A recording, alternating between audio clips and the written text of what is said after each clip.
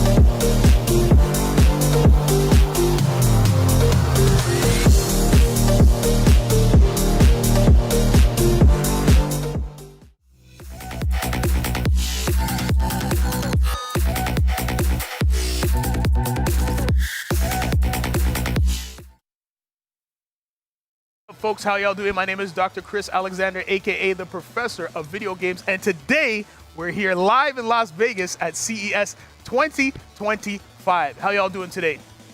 Great. We got you live on Twitch, live on TikTok, live on YouTube. We're super excited. We have a fantastic panel for you here today. We're going to start with some introductions. I will kick it off so you know the context of what we're going to be talking about today, looking at AI and fantastic topics like that. So, according to Google and according to Bing, they call me the Professor of Video Games, but what on earth does that mean? I break my research up into 3 core areas. The first area is video game design. That's how we create, shape, and make an experience for at least one person other than ourselves. The second area is solo production. I help students jump from 0 to 50,000 subscribers in just 5 weeks online broadcasting their skill sets. And the third area is make sure I got it going on here. The evolution of education.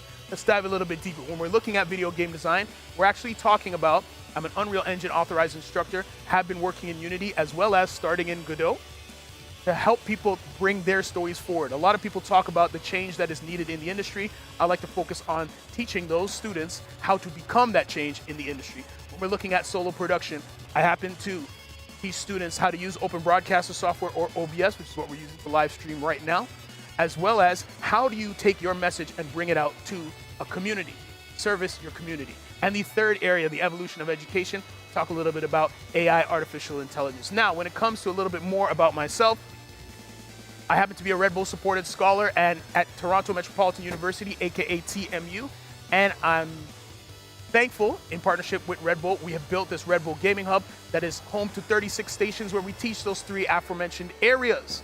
Additionally, some of the work that has been done in the community as one of the first TED Talks in the history of the university where I talk about how video games and that technology can level up post-secondary and education overall. I also had done some work talking about technology, artificial intelligence, with a headless content management system called Contentful, and that was working with different groups like Audible, KFC, and Google, as well as you can see in this photo right here. Also did spend some time working with the New York Times, Destination Canada, and Toronto, talking about reading, AI writing, and arithmetic. And one of the things that I'm super excited to talk about involves this idea of, here we go, artificial intelligence in education. I happen to make 6 different GPTs for students, but the most popular one is the Job Automatic Application Machine, also known as the JAM, where if you find a job posting and you paste it into this GPT, then you follow it up with your skills and credentials, it will then surmise what your skills are, how it pertains to the job, and then ask you whether or not you would like to apply for this job based on what it is able to gather from the posting itself. So what you do, you find a job, upload your skills, and you type the word yes. And those are some of the other 6 GPTs that we might get into later on today. I'm supposed to tell you that I've got over 30 years of experience as a player, professional, and a parent in the space. Got lots of industry connections where students have helped themselves get jobs for Epic Games, Ubisoft, Gameloft, Stitch Media, as well as Overactive Media, and Blacklyte, of course. And as you mentioned earlier, I'm a Red Bull supported scholar and internationally speaking right now live from Vegas. And also, lastly, I'm working on 2 cozy games, one of which is a game about family life and happiness called Bearable. And the second one is a typing game for kids that geolocatively, based on where you live, you will get Dolce sight words and recipes to teach you how to self-sustain via making your own recipes. And that is the brief introduction here. If you want to see those 2 games, on the left-hand side, we have Bearable, and on the right-hand side, we have Bread Type. Let's go around the room and find out who else we have at the table. Alex, over to you. Introduce yourself and let us know. Damn, Chris. Right? That was impressive. You came prepared. Holy. Oh my God, that was amazing. That was amazing. All right, that's easy. I'm Alexander Liu from Blacklyte. We are what do we say? We provide full immersive experiences for personalized space. We go from ergonomic chairs, ergonomic desk, and then graphic algorithm to AR, VR-ish on the lighting and haptic sensor design. That's kind of what we do. And founder and frontrunner, CEO of Blacklyte. That's what I am. Head honcho, let's go. Yeah. Round of applause. We All see right, you in the Alex. chat over there. All right, let's move on. We have 2 special guests today. On my left, definitely on your left as well, we have Peter. Tell us a little bit about you, your superpowers, and afterwards we'll move on to you. Clarence, please let the fans and folks know about you and your special gifts on this planet. Hey, I'm super grateful to be here. Thanks for that. I love how you really focused on being a player, parent, and participant, because we have all those things, right? Yeah. I'm Peter Jin Hong, pronounced like home. And my background has been in behavioral science, biology, biochemistry, molecular genetics. But then I'm working in EQ and AI right now. And for me, EQ and AI is a big deal because EQ is about augmenting our emotional intelligence. AI is augmenting our intelligence capabilities. But what that means is we improve our ability to be the best versions of ourselves. And I've done that with companies like Google, been there since 2007 to 2020, and several different startups right now. I'm advising different startups in the conversational AI and agentic AI space with VC crosscourt.vc, and I'll give them a plug. All right. The founders, Francesco Favaro and Anup Goel, they've been really generous. But it's a chance for me to get out there and meet the bleeding edge startups who want to transform this space. And so I believe we can be the best versions of ourselves if we guide AI to help us do that. Amazing. So as a tool, an assistive tool, Clarence, with Sir. your wisdom, genius, can you explain to our live studio audience who you are, what you do, and some of the fantastic things you've been put on this planet to help with? Well, first, I second you. I'm so happy to be here in the presence of this royalty. Guys, it's like unbelievable. You know what I mean? And we're all from Canada, which is Toronto. our Exactly. base. But my background, I started, well, first of all, what you guys don't know, I'm an athlete. Okay. An athlete first. Another story. Yeah. Okay. As a being Canadian, a hockey player. Ah. And then, my long story short, I was with this dance group. I was always it was cool in school because I danced, because I grew up on the whole thing with James Brown, which we can talk about later. Dance and sports. So I was always this one black kid with all these white kids and everything that was doing the cool thing. Yep. Dancing and playing sports. Led me into performing with the dance group. Then from there, I got into choreography. And long story short, and the choreography led me into doing many things with choreographing and everything from Cirque du Soleil, Raptors, producing their shows, and understanding entertainment. And when I work with Cirque du Soleil, that's when everything flipped for me. Because I moved from it's a natural progression, because I choreographed about 80 commercials. And from there, I used to work with a lot of directors. And what happened from that, I decided to direct. And from learning how to direct, I worked with companies. And then I started working with Cirque du Soleil, realizing that there was the Cirque du Soleil world was happening in such a way when technology was coming in, and that was when the record stores started to kick out. All the record stores got what came in, I'll forget the name of the stores. The record stores started to come in, and then they came out because of that. And yeah, and all that. And so what happened? Technology took that out. And so then, and I realized that our show, we're doing, say, 30 shows a year, 30 weeks a year. And what was happening with our entertainment, it was all shifting into another world that all the CEOs were getting let go. So I decided to merge the worlds of entertainment and technology. Yep. And go into that find.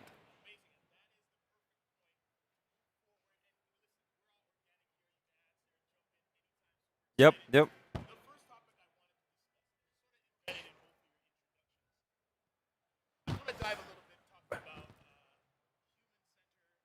An element in the context of AI. And both of you have incredible origin stories and how it connects to humans and humanity. Peter, I want to start with you. You did some fantastic work a long time ago with a piece of software that I actually really enjoyed that I wasn't able to say publicly, Google+. Okay. And can you tell me a little bit about, because your philosophies on that and how it needed to connect to humanity is kind of the crux of what I think in our brief time of knowing each other, you really love and enjoy. Thanks for asking that, and thanks for digging that up. Blast from the past. So Google Plus was sort of the same cohort as Facebook when it was coming out. Everyone wanted to get on that and like, how do we connect people? How do we make things social? Plus, what are the responsible ways that we connect people? I was leading product design and innovation and focusing primarily on Google Photos. Oh, yes, And so Google Photos was the team that I led. And what was fascinating was, for example, here's a discussion on how we make things human-centered. Because machine learning was still a thing back then, right? Yeah, and like very important. when we were transferring all the photos that people had off their film and reels, like you just end up with all these shots. And I don't know, anyone take a look at their camera reel, there's bound to be all these crappy like interim shots, like, oh, that doesn't work, that doesn't work, that doesn't work. And of course, you know, the engineers and the product managers I work with, I think the tech world is filled with like good intention. And their intention was like, people shouldn't have to suffer through their crappy photos. Yeah. Like, what can we do with machine learning to like pull that out, put it in a separate library? And there were teams trying to design what that flow would be. And, you know, I had some of the earliest digital cameras, and I would just keep the shutter down, and I would just follow people. And then the crappy shots would actually be stills from a film reel, right? And so I turned all that into an animated GIF.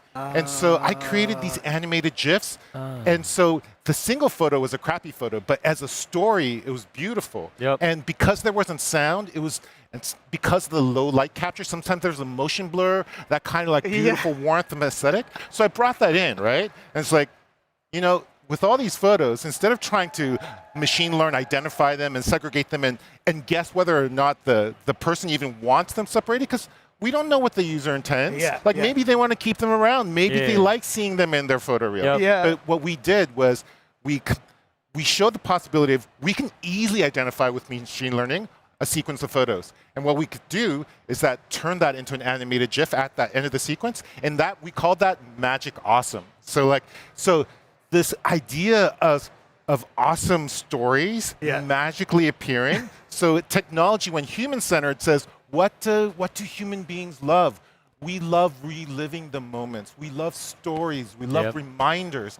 And like, if I had to sit down at a computer, gather all my crappy photos, turn them into animated GIF, which I did, because I love doing that. Yeah. But like, for Google Photos to create these magical, awesome moments, it became a game changer. And so it continues to this day as a human-centered theme with Google and that team. And the latest initiative they've come up with is Project Starline. I don't know if anyone's seen it, but it's like, essentially it's a screen, but I could sit here and I could be back in Toronto, and you could be here in Vegas, but it feels like you're there. It's 3D without 3D, right? And so, but Project Starline's sort of moment, along with AI sort of translation of like images, like a still image. Well, we know that that's a picture of a waterfall. We know the physics of water droplets. Can we just turn that into a magical moment of a waterfall? So all of that still comes out from this human-centered philosophy that magical moments, magical awesomeness is possible. What I'm super excited about in that story. So I used to teach stop motion animation for the National Film Board of Canada. And I know this idea of 24 frames a second. And it sounds like part of your role at Google Plus was literally animating human lives for them to see, whoa, I thought this was a picture that I wouldn't. But now I can make this mine, and the idea of animated GIFs, I think, spectacular story. But in all of that, it starts with the human, and the way that you describe AI technology is something I think more folks need to hear, because it is not something that's new necessarily. It's not something that, so I have another question that I'll follow up with in a minute, but Clarence, I have another question for you. You design spaces, you've done a lot of work. I'm excited to dive deeper into your dance superpower and hockey superpower. That's amazing. Tell me a little bit about your designing of interactive spaces as they connect to communities. We were briefly talking about it at the beginning. I want to hear more about that, and you can weave in anything about your past, because you're a treasure trove of wisdom when it comes to understanding how we can move forward. Well, that's amazing. Many programs I'm working on, and so here's the thing, what I found in innovation, the key thing. The reason why I wanted to work with certain companies and organizations is to find out the key things. Like, for instance, I worked for the Raptors the first 2 years. I asked them, I talked my way into a job. They already had a choreographer. So way back in the 90s, I just said, let me be an artistic director, not knowing what it was. But I wanted to understand how sports and entertainment happen. And that's where I realized the world's a sportainment. And I answered to John Bittoff, at that time was the CEO, the president of Raptors, and Isaiah Thomas. So Isaiah wanted hip-hop, and John wanted corporate. So that has matched those two worlds together. And plus create the experience at the same time. But what I really learned, better than that, was they said the first couple of years is the honeymoon stage with the Raptors. So what we have to do is create the emotional experience. And that's between the whistles. Because the game does not mean anything. Right, to them, because no one understands the game. So what it is, as soon as the whistle starts, goes boom, the players go in timeout, boom. The dancers hit the floor, and that's where the experience happens. That's what brings people back. And that's when I start to learn about experience, emotional intent. And that was the key thing of getting people and understanding that. And then that was the one thing. Cirque du Soleil, the same thing. The first time I went and saw Cirque du Soleil, I was like, I don't know if anybody's seen it, or any of you out there have seen Cirque du Soleil. Amazing. Join the circus because exactly right. And when it first started, the impact that it had on me, because it was just totally, I'm used to the animals and whatever else. It was like a whole theme. And I wanted to understand how they created the experience. That's why I went and worked for Cirque du Soleil. And the same thing I learned. And everything in that world is simple. And the one thing that they do is they take the natural talent and they play with it. They create a playground. And these are the certain models that I use now. They create a playground. And what they do is they let people play. Got Peter taking notes right now, Professor. Exactly, Let's go. Yeah, right. And Wisdom. to the point where I flipped it now where I can build a show with a live audience and have a live audience pay for it because it's a rehearsal. Yeah. And I mix the two worlds together. So to create an environment. So what I enjoy about both of those stories is how in each scenario, you start community first, technology or approach second. And I think that's kind of the crux of what I'm hearing from both of you. You're talking about behaviors, and I'm going to throw to you in a second, Peter, as a behavioral scientist. You're looking at those behaviors of communities and trying to design for that, or in your case, modify to bring new perspectives in, even with the mashup that you described. That is so, I don't know, uplifting to hear, because a lot of times we're talking about tech, it's sort of like, it's going to do this. And it seems like from both of your stories, you're asking, what can it do? And then applying the technology afterwards, it's a slight shift in approach, which I think you both possess. So, and I guess this could be a question for both of y'all. It's a good segue. How do y'all deal with ethics when it comes to you developing for communities? Good question. Hot topic. Yeah, Cool. yeah. Ethics? We can both play in that. Yeah, because you both gave brilliant stories, so I'm interested in seeing how you both tackle it. Well, I think ethics, one, it's interesting. When my wife and I get into heated discussions, it always comes down to, it's the problem with capitalism, and for her and myself, understanding the way the world is structured, capitalism, misogyny. But like when ethics comes to play, it's how economics came into play. Like economics, the way Smith wrote, and like I think this perspective is popular out there. The origination of economics and even the game Monopoly was to teach us how to use capitalism for good. But what happened was in the 1970s, Friedman wrote an op-ed in the New York Times saying that, no, actually, instead of stakeholder, optimizing profits for stakeholders, which means you care about everyone in the loop, you optimize profits for shareholders, where it is anything you can do legally, not ethically, legally. So when you said ethics, it was really interesting because I think we need to return to ethics, because ethics means whatever we can do for the benefit and well-being of all. So to answer your question, I think with regard to AI, because it's a powerful tool, and tools are awesome. We've evolved as human beings, as species that have created an excellence around innovating, exploring, and applying tools. But we've also seen through our human history, just like sometimes our tools get out of whack. Yeah. We do awful things to ourselves and to each other, right? Yeah. And where ethics come into play, certainly around AI, is it allows us to express parts of ourselves or tasks that we want to do at a hyper speed. And we have to ask ourselves, is that good for the human mind, the human relationship, and the human society?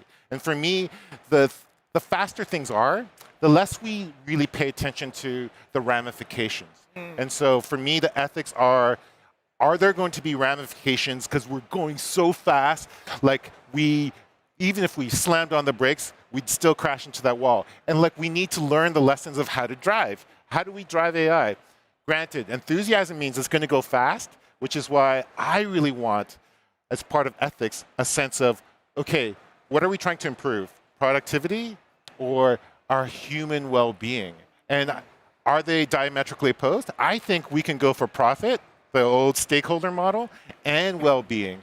And where ethics is concerned, I know the human brain is highly influenced by the tech that we use. And so I do a big talk on the neurotransmitters in the brain and how I think for the last 10, 15 years, we've been brain traumatized through all the algorithms and sort of marketing, and because the cheap thing is dopamine. We know we can trigger dopamine, and dopamine was an evolutionary tool. You know, our brains have not changed since 80,000 years ago. We're working with the same legacy hardware, right? Legacy hardware. 80,000 years ago, it was hard to get any food, any kind of joy. And once you found food, or as you found danger, dopamine kicked in. So you better remember the situation because it's going to impact your survivability. Great. Okay. And then we had a ton of time to reflect. So when you hear these days about the solutions to, are you stressed out? Okay, go for some mindfulness, reflect. 80,000 years ago, we had one incident and then 100 hours to reflect. And so our brains are optimized to reflect and optimized to balance the neurotransmitters so that we learn. If we're constantly being pumped with dopamine, where is the balance where we get to be mindful and reflect? We don't do that unless we have other mechanisms. And I believe AI can help that. Because one of the ways we balance dopamine is through another neurotransmitter called GABA.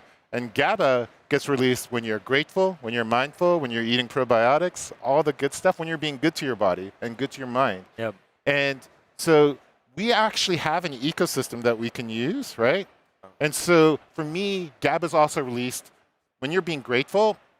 And then when you yawn, and then someone else yawns, or someone else yawns and you yawn, it's because we have mirror neurons that allow us as an evolving tribe to get each other better. Because once we got each other better, we could move together as a tribe and succeed. So mirror neurons are there for a reason. So yawning is a mirror neuron response. So is gratitude. You watch someone being grateful, it triggers a bit of GABA in your own brain. And for me, that's also enhanced perception of other people's states. That's empathy. That's emotional intelligence. So for me, AI can do a lot of things in our ADHD, autistic spectrum, neurodiverse, like limited time to reflect. AI can enhance our perception of each other's needs, of our own selves. Start pumping some GABA, put some brakes on dopamine so it's a little bit better. Because if we have too much dopamine, you know what happens to us? We become more apathetic, less patient, less tolerant of more opposing views. Where do we see that?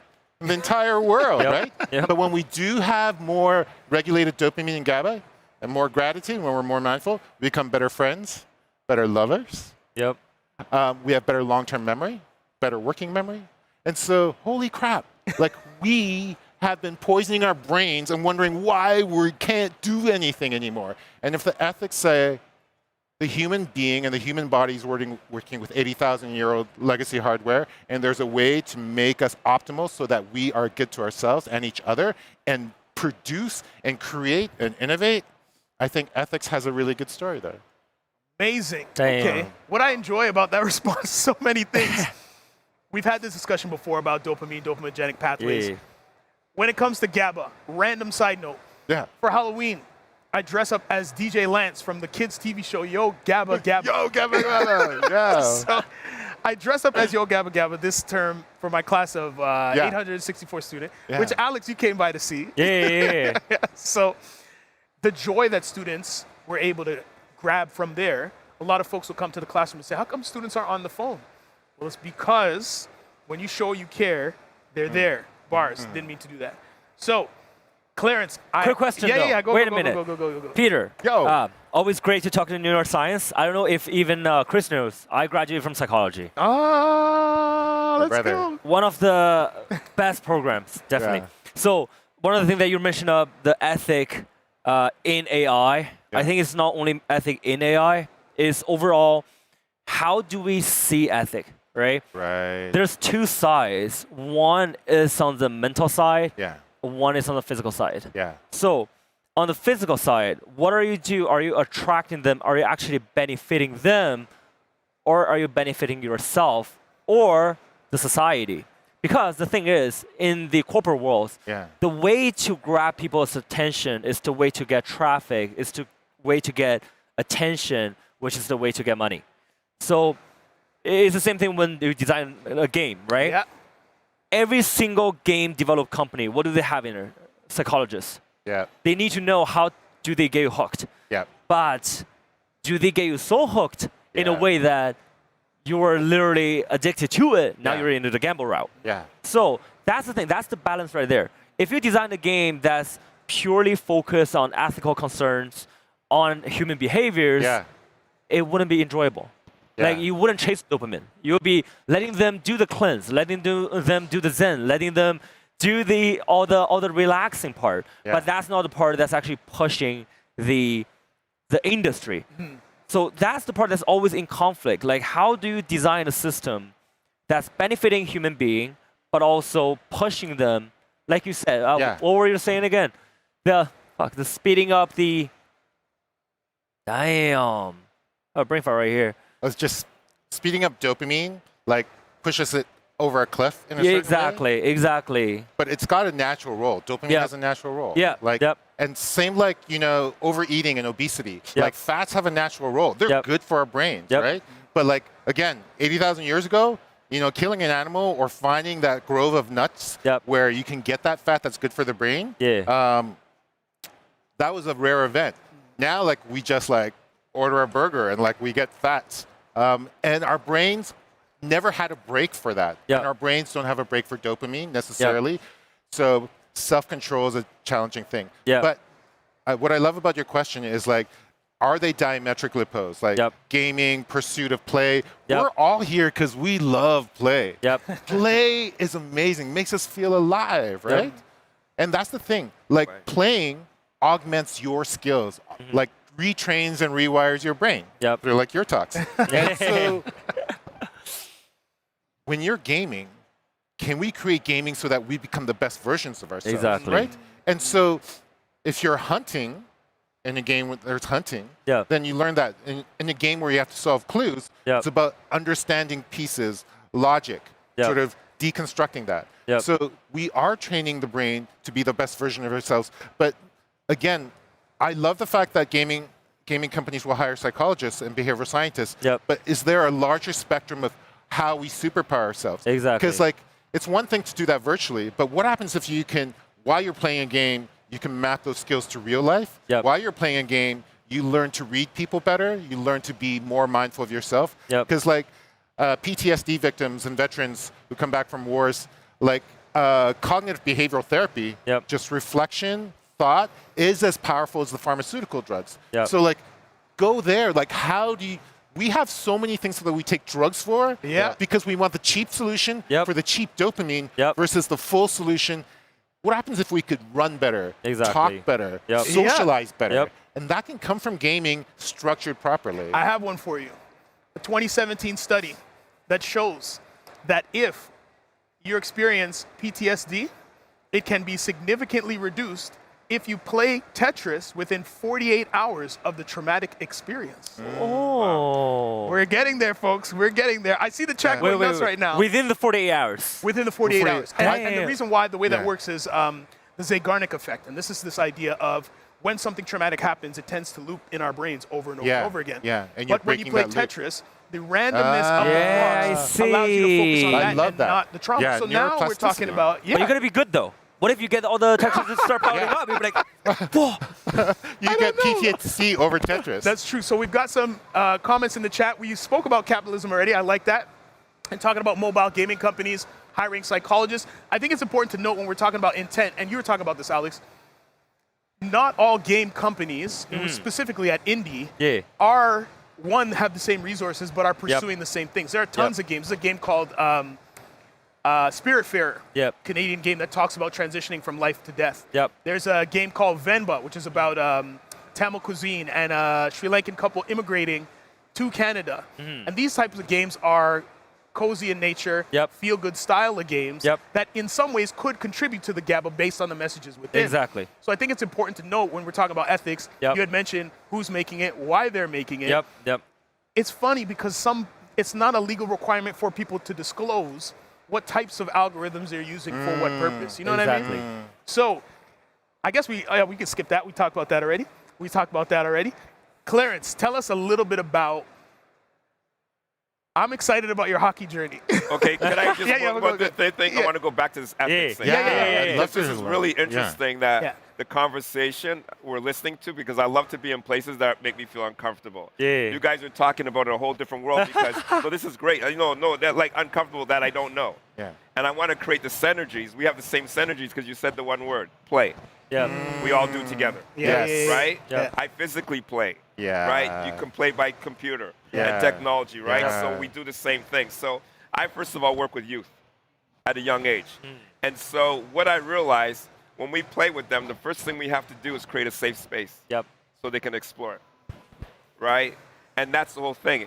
And then through that safe space, we have leaders that have principles Yeah. and also that have things as in integrity that we teach these kids. Because this is great that they can do this and go on the computer, but if they don't have that foundation Yep. from the home, that's the key thing. Yep. So this is where the technology has to come together and gaming has to come together with the physical activity. Yes. So here's the thing that happened to me.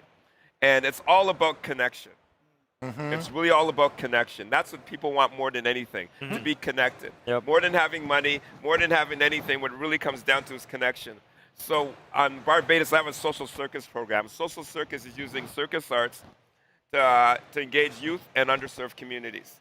And so we created this program, and Cirque du Soleil partnered with them, but they start from 14 and up. We had to start our program because I'm not into gangs and stuff, and that's where kids are in gangs at that time at 14, so I'm not from that world.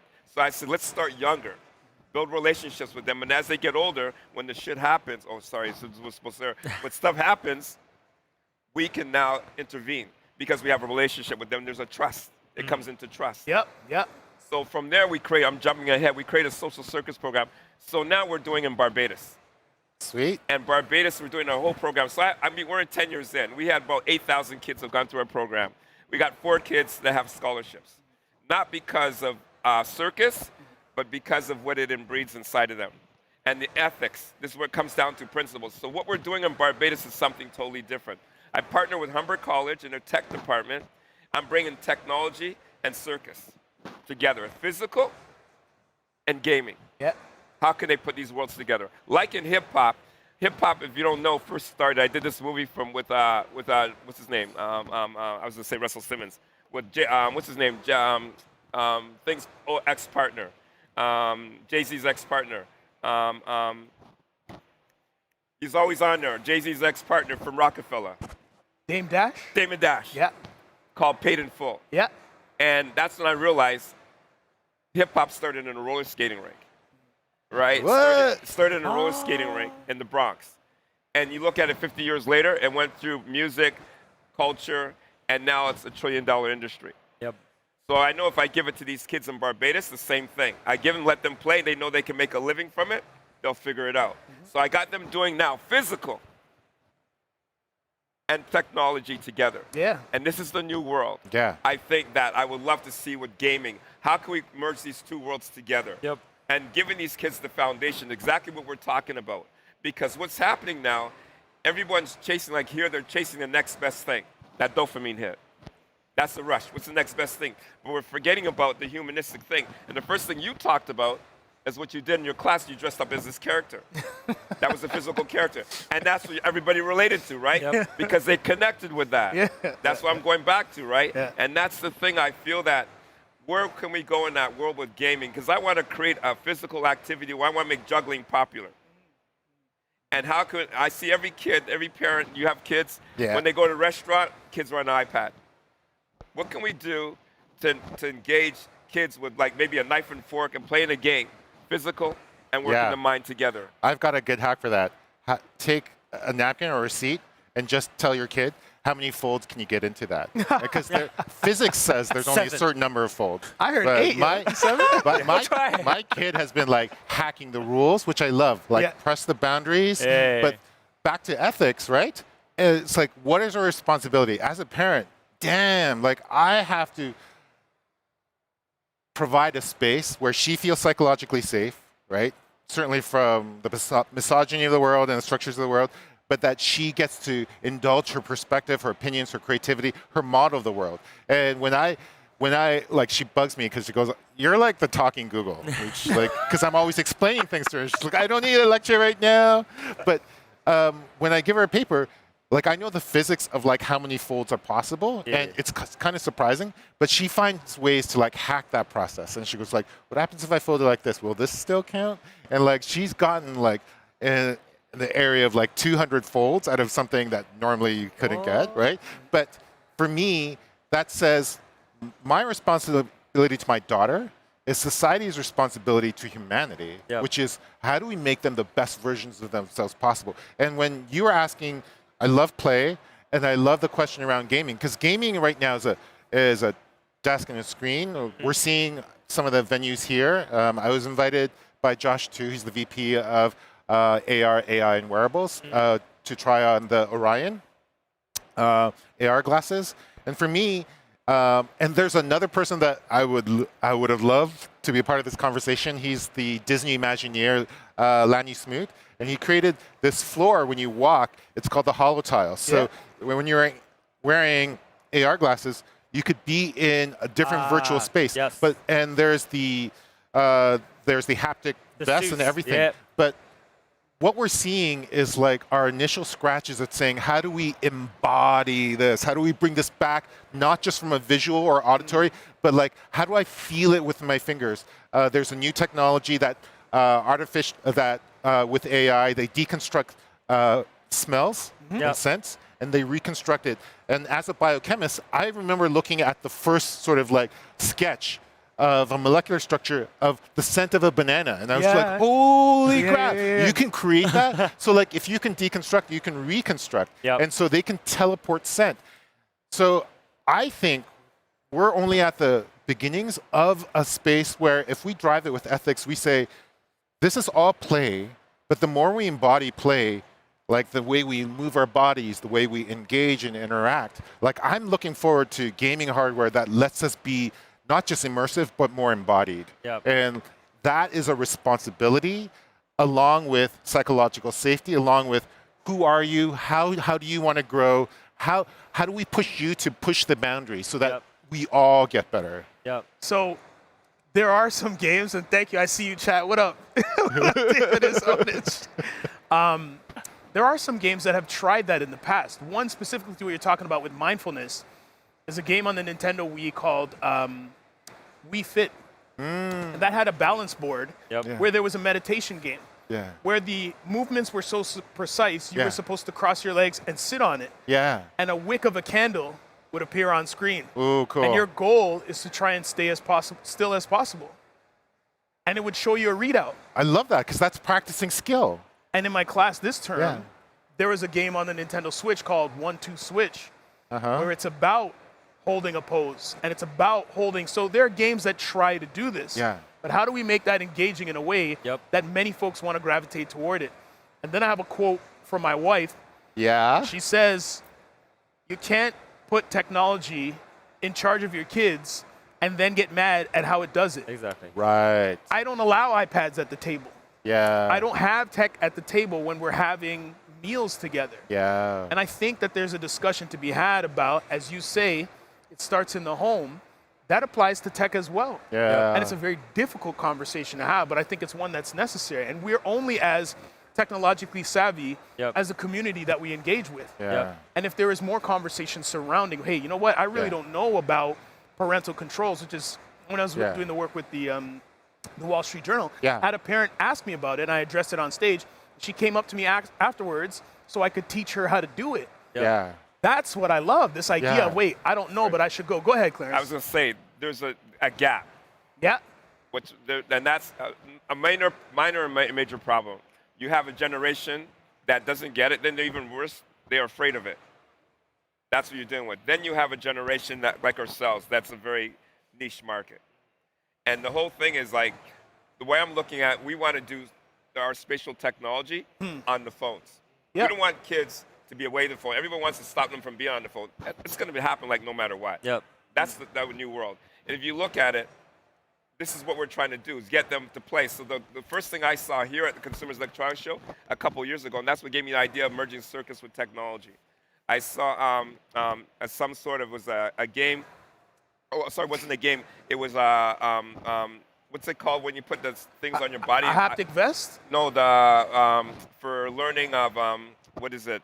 not for learning. For I did a Smurf movies. Yeah. And Motion Motion capture. capture. motion capture. Yeah. Sorry, Yeah. motion capture. So motion capture, I did a couple Smurf movies. Cost them hundreds of thousands of dollars. Yeah. Fly me in, put the team together, do the choreography weeks on end. Now you can do it on the phone for Correct. $350. Yeah. Correct. I saw that. I said, if we teach these kids, give them the technology to do this and do circus, they know they can make a couple $100s in doing this and put this together. So I can come up and set up my thing, put up a screen, and here I'm performing a 10-minute show. I'm making all this money. Yeah. Now you're making these kids independent. So Yeah. what I love about This is that, what I'm saying. What I love about that, because I actually teach that in the classroom, right? And at first we started with Rococo suits. Now we're talking about Move AI, where if you have an iPhone 11 and above, which has a depth sensor on it, which allows you to be able to capture that depth of movement. Now these are all great, but this goes back to your original point about the gap. There are a lot of people, this is my analogy, there are a lot of people that like to visit restaurants and eat, but very few people that want to take the time to grab the individual recipe items and do the work to learn how to prepare it. Because technology, and I talk about this in my dissertation, technology has become easier and closed to use. Give you an example, I used to repair Mac laptops. And I learned that over time, one time I opened up a Mac and black plastic was melted over the motherboard. And the RAM was fused to the motherboard, so it couldn't be taken out. You Yep. had to return it to a service. We're talking about that distancing because there's money in that. But I've noticed in my classrooms, I'm able to get folks to understand that the recipes are part of the meal. And what I was speaking about was a term called digital bravado. And that is people's perceived confidence with technology because they have the most recent version. And the motion capture part is easy, but translating the movement into Unreal Engine or Reallusion Character Creator, which typically takes me 3 hours to do, getting somebody to want to sit down to do that, if you're used to seeing things in 30 seconds, that's the challenge. But it depends on who wants to just eat the meal or who wants to prepare the meal. And that's what I'm seeing with all this AI, all this tech. A lot of the folks that are talking about and against the tech, many times they don't use the tech. And I'm like, Yep. I'm excited to hear from the folks who use the tech about how they're thinking about the tech. And I would Yep. love for conversations about folks that aren't interested in cooking the meal, just to say it. Because just like we're talking about intent of developer, Yep. folks aren't disclosing, Exactly. hey, yo, I'm not interested in building at all. I was teaching myself to program Yep. C#, C++ using ChatGPT. Yeah. Who wants to do that? Yeah. I'm that guy because I have to teach it to other students, but also because I know that the thinking that we were talking about earlier today is part of where the magic is and who wants to do the work. It's like I would say to the students, nobody starts to plant something or learn the piano and live stream themselves saying, day one, feeling cute. Nobody does exactly. that. Nobody does that Yep. for baking. Can I They answer will that? wait. Yeah, let's go. So basically, it's like me as a choreographer. I can teach anybody any dance, and I don't care how old you are. It Yep. doesn't make any difference, except if breakdance is a physical. Yeah. What you do, you got to break it down. Yeah. There's a breakdown, right? Brilliant. So what Top it down is, service. you got to break everything down. So you know there's 5 steps. Yep. So what I'm going to take is step 1 and 2 and entertain everybody with the 1 and 2 step. Yep. Yep. And knock them out. Yep. And they have that experience, that play and emotional intent, then they're going to do 3 and 4. Then you should linger on 3 and 4. Yep. And that's how you get them there. Because everything, again, we're caught up with this here, Quick. right? Quick. Yep. And what it is, that's why the meditation, all that, that's a balance. That's where this comes back to when we talk about ethics.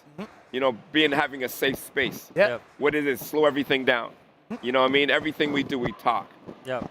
Our tempo, our rhythm. This is the kind of thing. This is what I'm learning now from you guys. This is amazing because this is the key. This it's is a breakdown. You're going to teach me about AI right now. Watch this. And dance. via dance. Yeah. If you're going to teach me a dance move that I've never done before, what is your thought process for getting me to understand how to transform my movement, my body, my brain in order to do so? First of all, I make it fun for you. That's the first thing. Right. I'm teaching you, you not even realize you're being taught. Yeah. So it sounds like you're saying there's an artistry in the way that the information is presented. Correct. And can I add to yeah, that? Yeah. So you have a lot of people, like to me, there's not a lot of, that's why I'm in this space, I'm so honored. Because we're around a lot of innovators. And everyone calls himself an innovator. Innovator, like, is great in their own world, but as soon as you take them outside that world, they can't really innovate. Yep. a true innovator can innovate anytime, Anywhere. anywhere, Yep. and anywhere, Yep, right? yep. And that's what we all can do. So you got the majority world is from the normal corporate world and normalcy, right? And they come into this innovation world and they got the ideas and they got the talk and the jargon and everything, but they're really not creative. And everybody believes it because no one knows. That's the problem, right? And that's the thing, the separation, that gap. And so what we have to do is go back as innovators and start to think about how to, instead of chasing the dream, how to come back and get these people normalcy, the people every day. Yeah. That's the thing. And one other thing very important on that, Peter must knows, most of the innovators are actually representing their brain acts faster or more complex than other people. But that also means they're more prone to addictive to any other stimulus. So that means they're the one actually suffering the most from all the overstimulation that we have right now. That's a really good point. So that's deep. what happened with some of the education people that we're working with right now. Okay. So they found the what do they call it? The internet drug internet addicts. Yeah. The people who's on their computer all day playing games all day that actually just don't go to school, don't study, don't go to work. They found those people. They actually send them to camps to train them to see, okay, are you actually good at it? Are you just a casual player? Are you just don't have anything else to do in your life that you're playing game, or you're actually good at doing game? And in that, they're actually separating people into different industry. So like you said, like one of the student was studying law, take a class of yours, went into, I don't even know, there's e-sport lawyers. There's game lawyers. Game lawyers. Game lawyers. We were talking about this yesterday. Yeah. So that's a similar thing. Like they found those like hyperactivity people, and then they come into those camps. Go through the like 4 weeks, 8 weeks, and see actually, okay, what are you doing? Like, are you really good at visual? Are you really good at audio? Are you really good at hand gestures? And then give them a training on what you can do after. So I think that's something that's like going back to the ethics side. That's key. Like, but that becomes the the self-governance of individual and corporates. But we already know, like, the IQ of a group is infinitely close to zero. So when an individual can't even govern themselves, how do you let a group govern them? Well, that's why I keep coining the term EQ plus AI. Yes. It's essentially Exactly. EQ balancing IQ. Exactly. So we have a society, a post-Victorian era society that prides itself on this sort of rote knowledge versus critical thought, critical thinking, a sense of responsibility to one another. Every time we say ethics, I hear, how are we responsible to each other? Which is really awesome. So bringing all those things together, I think one of the things that's super meaningful about how we augment ourselves is understanding that empathy, emotional intelligence, because sometimes I hear the misnomer that like, oh, okay, well, it's about sitting still, it's about being mindful. Those are some pathways to releasing GABA. But play, being in the flow, one of my advisors was Dr. Docker Keltner. He is a neuroscientist at Berkeley and for the Greater Good Center, and he informed a lot of perspectives around behavioral science and gratitude that informed google.org, where I worked at. But he's also renowned for informing the characters on Inside Out. Right? The neuroscience of emotions. But he has also written a book on awe, and this flow state, when we see something that is kind of mind-blowing at a human level, that's when we're truly recognizing. And I would say gamers find a meditative state to get in that flow state. When you're in states of flow, time flows differently, you see things differently, you notice details. Also, when any of us indulge in other ways to heighten our senses, we suddenly are blown away at all the things in the world that are utterly awe-inspiring. And so when we look at nature, it does that because we feel smaller, but in a way that is like more connected.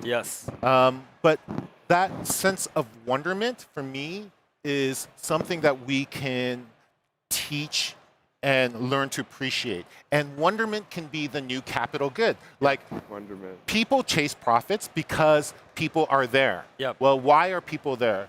Certainly, you can go for the cheap which is dopamine addiction, Yep. or you can go for the sustainable. Turns out GABA also deepens relationships, lowers attrition.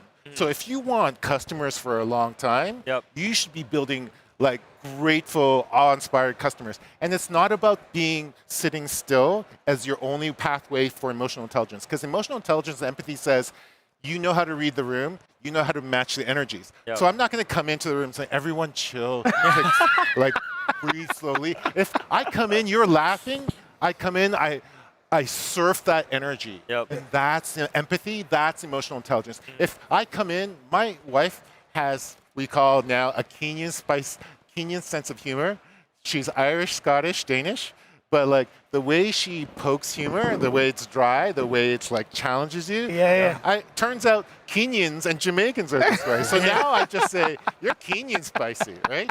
But for me, it took me a while, even though she's my wife, to become empathetic, to become emotionally intelligent enough to say, I gotta match her energy. And so when she's doing that, I can't get offended. I just have to be spicy in return. And that's empathy, that's emotional intelligence. And if gaming could teach us that way of mirroring, reading, matching. Yep. So I will say, and I'm going to get to this question here because it's an excellent one from Selva Gem. There are some games that explore that. If you look at most recently in the Atlas series, Metaphor Refantasio, or the Persona series, the core mechanic of those games is, and you can look at Animal Crossing, is developing relationships with other folks. Right.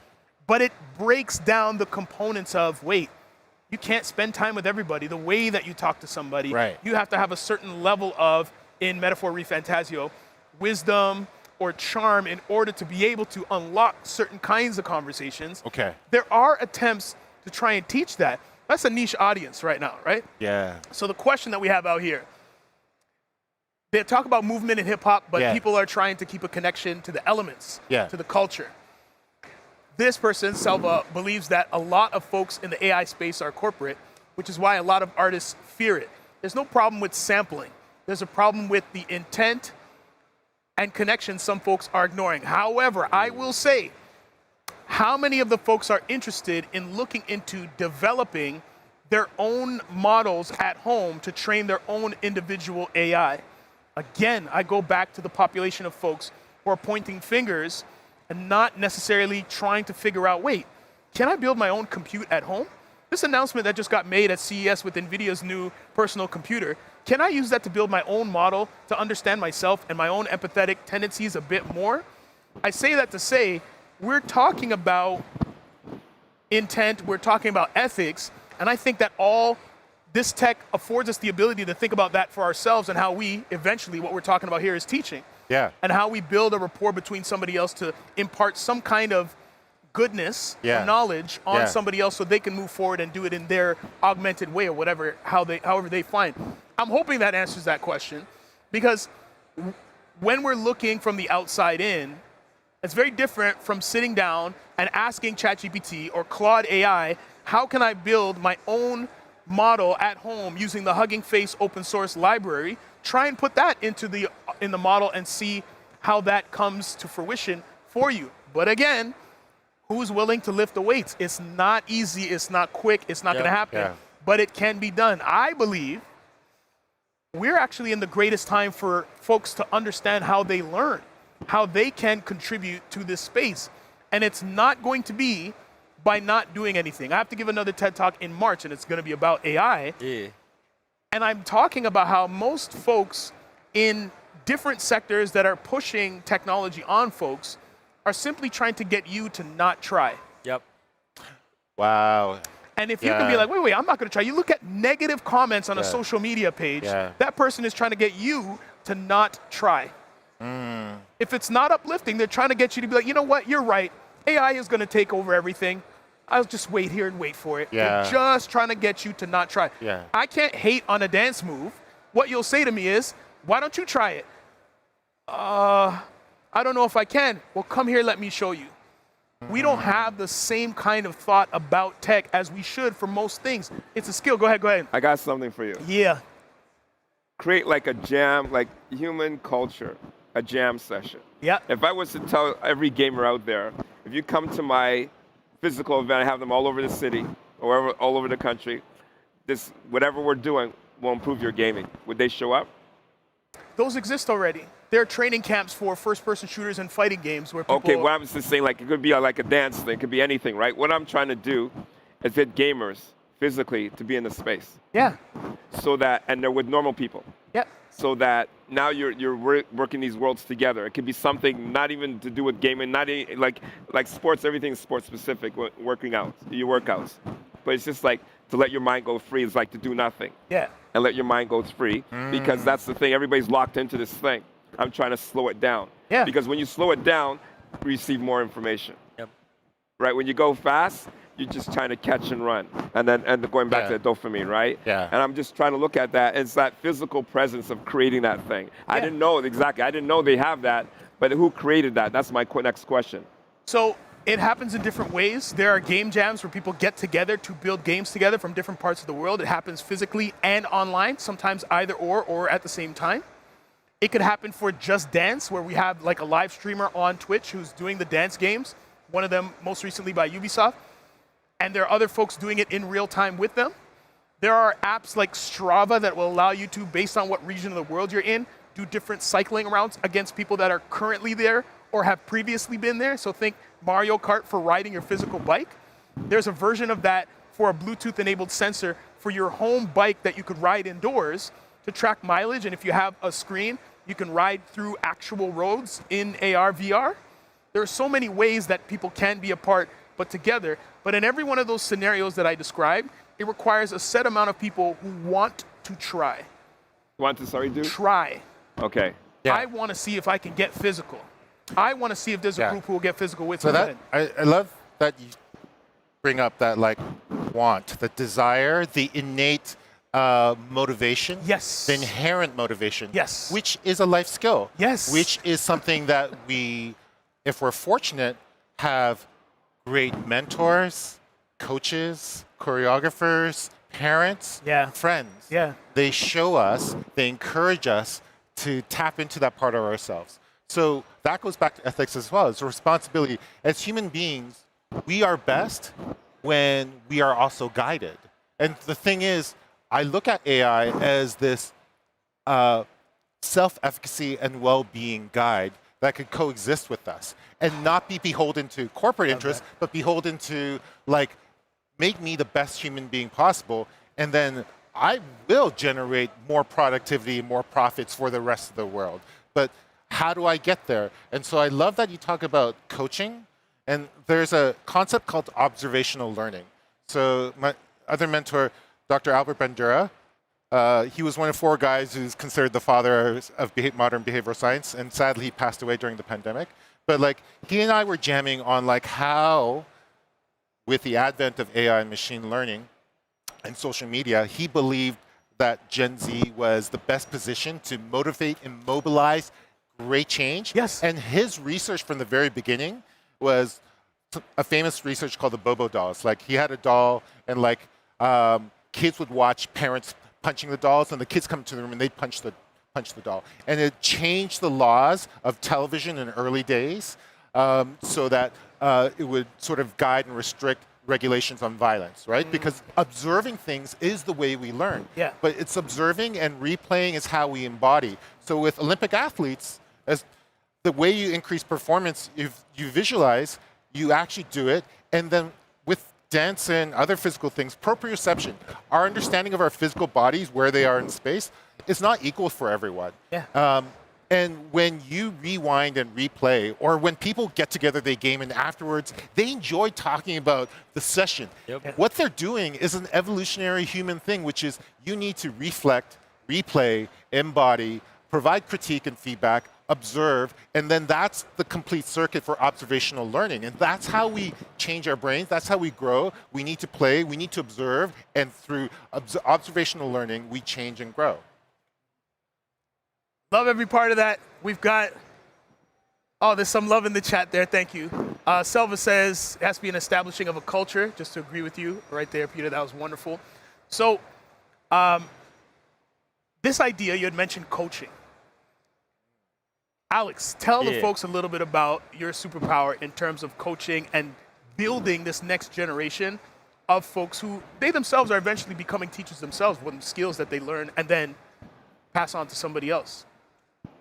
You mean in the education sectors, in the company side, Let's or start in with the education, because I saw that we were eventually going in that direction. yeah.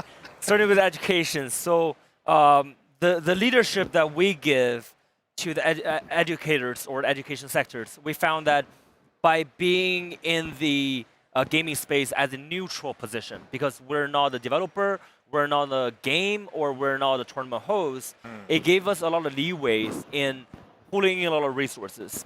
But the thing is, it costs a lot of resource to put in resource. It costs a lot of Yeah. money for Yeah. us to bring in all those partnerships. But what can we do to utilize this? Like, if we just convert them directly into product, into services, Yeah.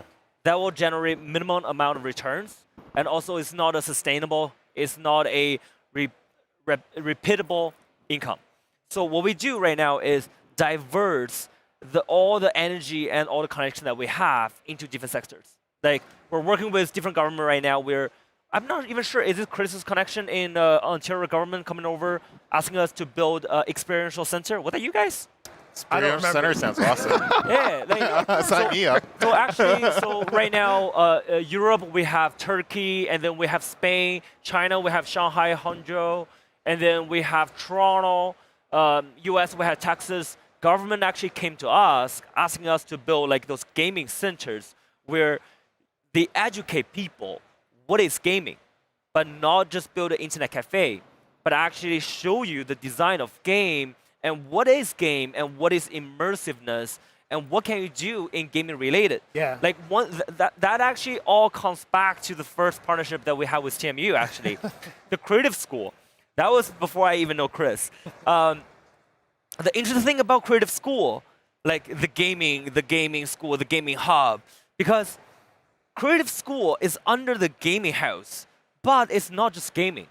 Like if you think about it, like from like 100 years of history to now, any single industry that connects to every other industry is not one industry anymore.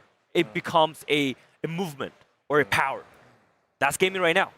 Like it connects with design, filming, acting, journalism, the coding, applications, anything.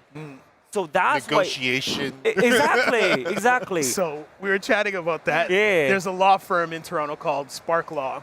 Two of the things they focus on is esports and video game law. We've got a law program at TMU.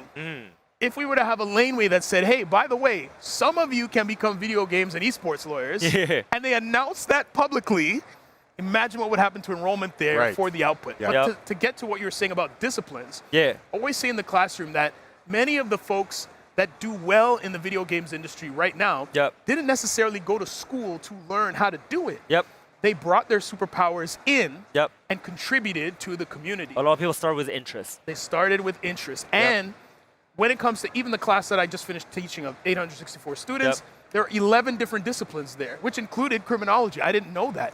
But a lot of computer scientists do take the program. Yep. We even had nursing in there. And I would usually say there's not a single discipline that doesn't in some way Exactly. connect to the video games industry, including AI. When we were Yep. looking at patterns of behavior Yep. and A-star algorithms, and because David's in the chat, frustum culling, that is Yep. how we limit what the player sees Yep. so we can render things in specific areas at certain times, which I do now build in Unreal and Unity, David, if you're there in the chat, which I know you are. That's a certain type of thinking for a certain kind of somebody that's interested in trying to do that. Yep. And a lot of times you're building these gaming centers, Yep. it's important to have teachers, coaches Yep. who understand the non-dopaminergic focused Exactly. things. But even in the class, we Yep. do talk about Yep. dopaminergic pathways and how Candy Crush, before it was acquired twice by Yep. King and then Microsoft, wrote an algorithm so that 1 in every 1,000 people would spend $1 in Candy Crush. Damn. And then I believe at the time they were making roughly $68 million a year. And then Activision Blizzard bought King, and then Microsoft came and swallowed them all up. But that's from a line of code. But a behavioral scientist, a biologist, Yep. as well as a computer scientist and testers, Yep. in order to say, hey, when you win or lose these amount of times, Yep. 1 in 1,000 people of this player base will spend $1. Yep. Look, we can show you. And then we get into the conversation of ethics again. So Yep. it's this loop Yeah. of Because we can, should we? exactly. And this is right? what you were saying. Like, Yeah. it's moving so fast. Even if we put the brakes on, Yeah. Yep. we're still Yeah. to even talk about brakes Yeah. Yep. is important. Yep. Can I ask, will there ever be breaks? There will be breaks in different communities. It's Yep. always dependent on where you're going. Yep. The amount of folks right now online playing Animal Crossing will never rival the amount of people playing Fortnite or even Marvel Rivals right Yep. now. But that's not to say that they're doing the same thing or experiencing Exactly. things in the So same way. interesting that you use the term breaks, because like, right, there are biological breaks, there are breaks that we can put as a society through regulation. But you know what? Breaks aren't fun for most people. Yeah, no. Like unless you know like You know, how to GABA. really mess with the car Yeah, yeah. and navigate a course. Like Exactly. breaks aren't actually fun, and so I think there's just even an initial gut reaction when we say the word breaks. It means I need to stop or limit myself. I'm Yep. not going to have as much fun. I'm not going to have as Yep. much profit. Versus, I like the way you approach things, which is like, what are the alternative pathways? Like, if you're snowboarding or skiing through trees, like, and it's one of the things that I learned biological basis of. Like whatever we focus on, we slam into. Yep. But like, so you focus on the space around the trees. So like, what are the ways that we create all like? Yes, if I keep going in this way, I will hit something that's going to be bad for Yep. my body, bad for my mind.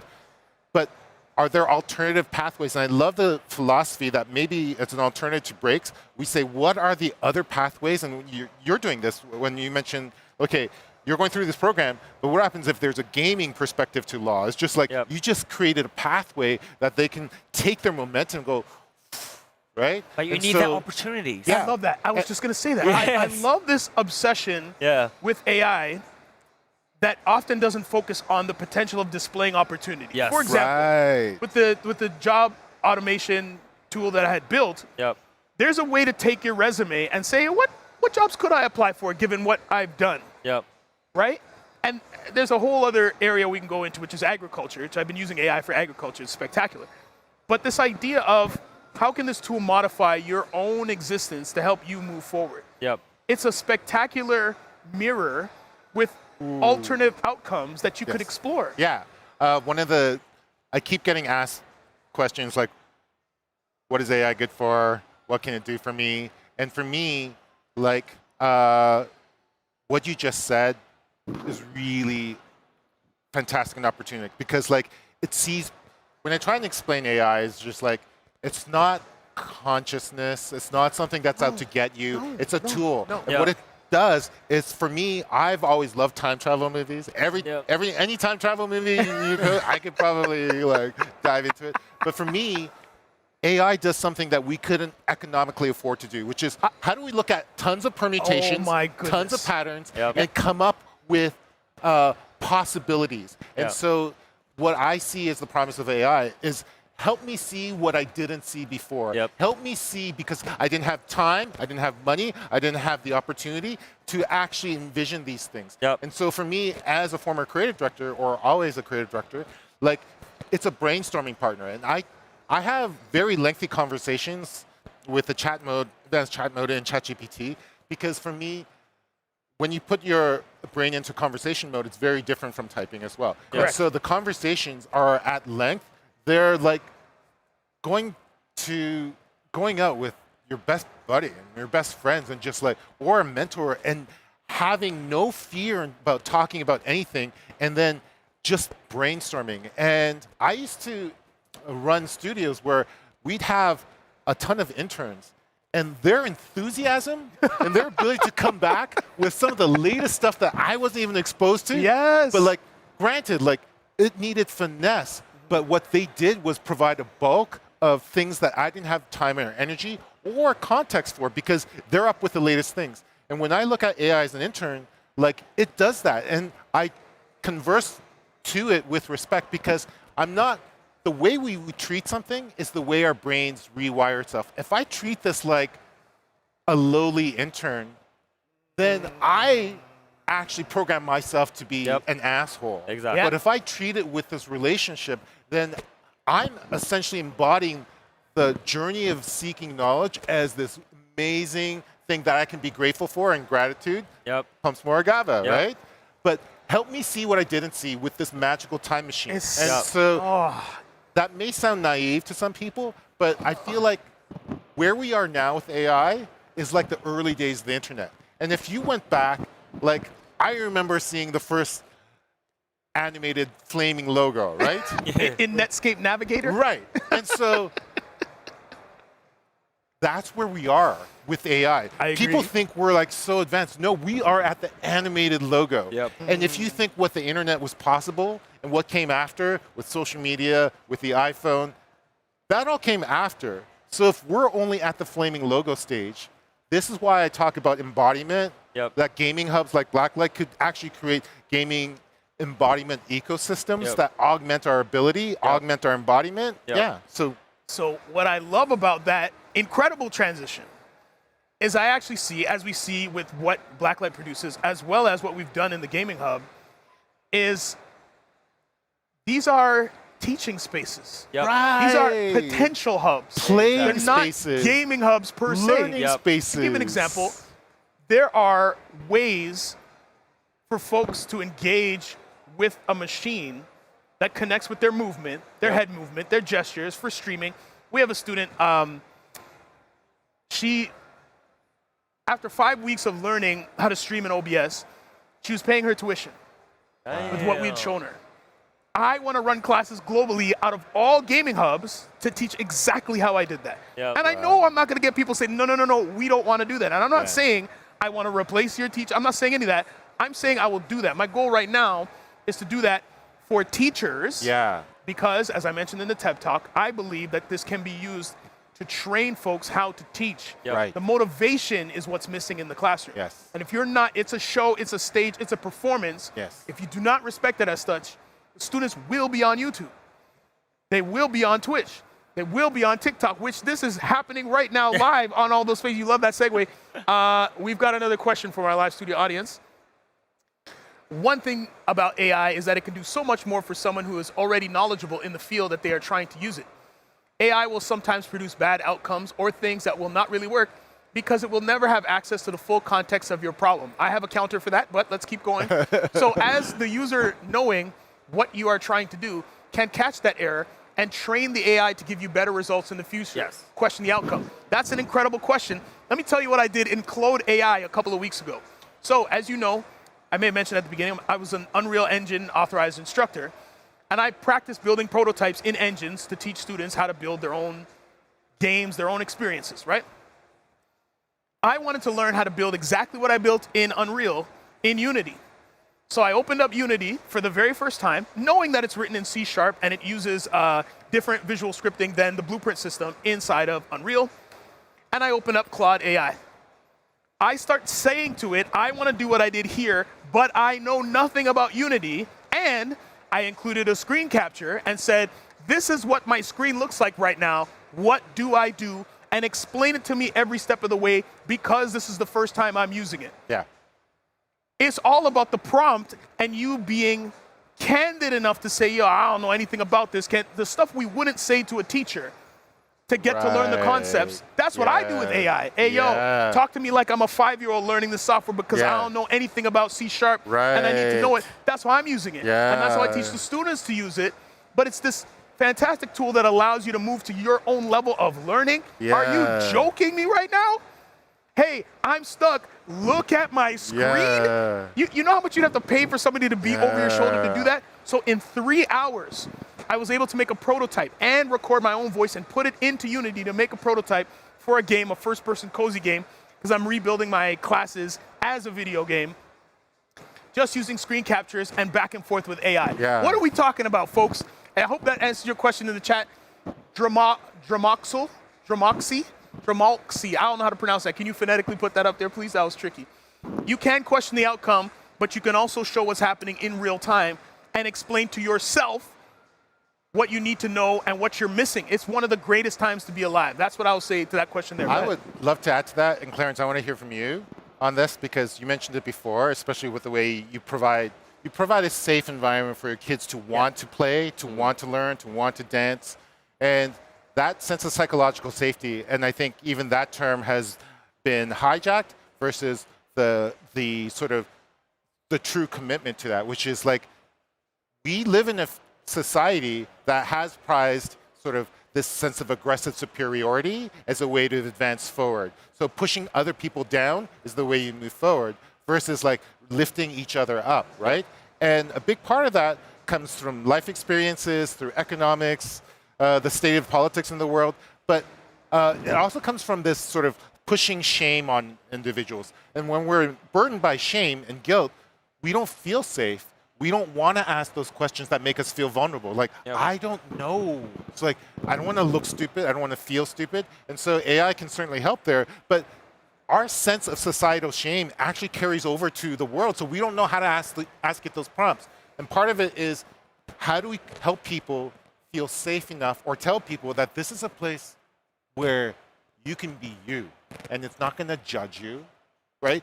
And who gets that in our world? Very few of us get a space where no one's going to judge you, no one's going to laugh at you.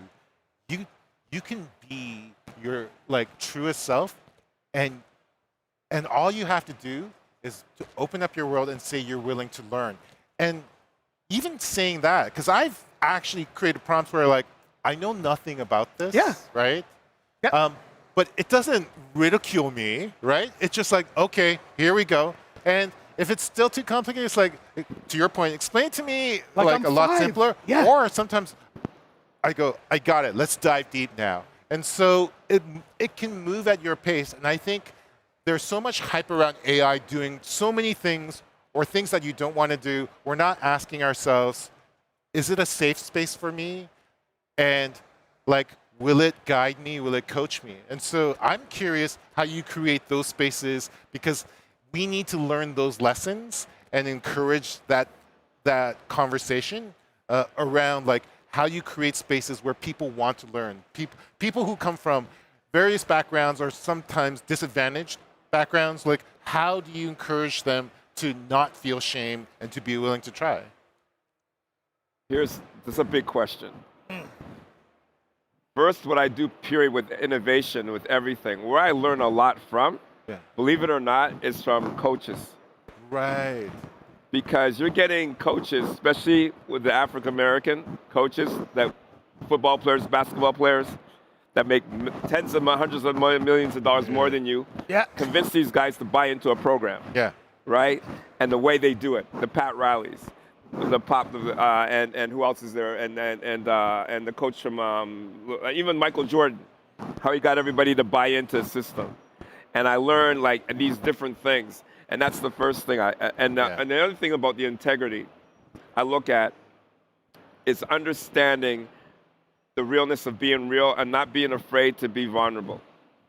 That's so hard to do, though, right? But if you are, they are.